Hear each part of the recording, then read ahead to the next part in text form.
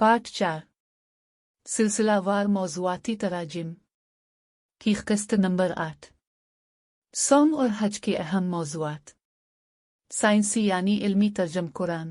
हज के मौजू पर ही एक सप्लीमेंट। हज अल अकबर क्या है? अपने हज अल अकबर के मुतालिक सवाल पूछा है कि ये क्या है।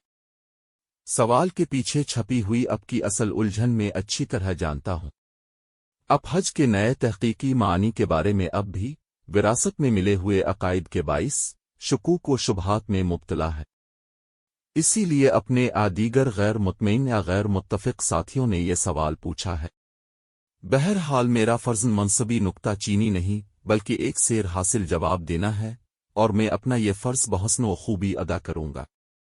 जवाब ये सूरत अल-तूब की आयत नंबर 3 और 4 का मामला है जो यहाँ मुंदरज कर दी जाती है।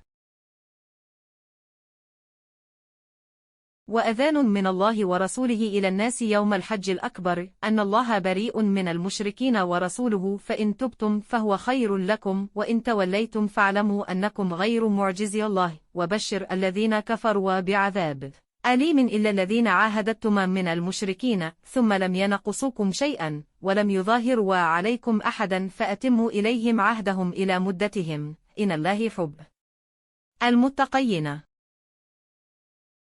इसका सेर हासिल तर्जमा पेश खिदमत है जिसमें सियाक व सबाक का लिहाज भी रखा गया है जो मुशरिकीन के साथ अहद नामों से मुताल्लिक है और अल्फाज के हकीकी मानी का भी अल्लाह और रसूल की जानिब से तमाम इंसानियत के लिए अल्लाह के दीन की इतमाम हुज्जत के लिए अता किए गए इस अजीम मौके पर यह ऐलान आम किया जाता है कि अब अल्लाह और उसका रसूल मुशरिकीन की जानिब से आयद तमाम इखलाकी और तज़वीराती जिम्मेदारियों से बुरी अल-ज़िम्मा हो चुके हैं। इसलिए अब अगर तुम सही रास्ते की जानिब लूट आते हो तो वो तुम्हारे लिए खैर यानी अमन और खुशहाली का बाइस होगा।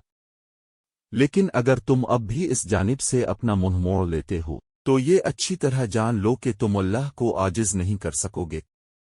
ए नबी, हक का इनकार करने वालों को दर्दनाक सज़ा की नवीद दे दो सिवाय इन मुशरिकीन के जिनके साथ तुमने अहदनामे किए हैं और जिन्होंने बाद अज़ा तुम्हारे साथ उन अहदनामों की पाबंदी में कोई कमी नहीं की है और न ही उनमें से किसी ने तुम पर फौकियत गलबा हासिल करने की कोशिश की है। ऐसे लोगों के साथ तुम अब भी पाबंद हो कि अपने अहदनामा की मुद्दत को पूरा करो।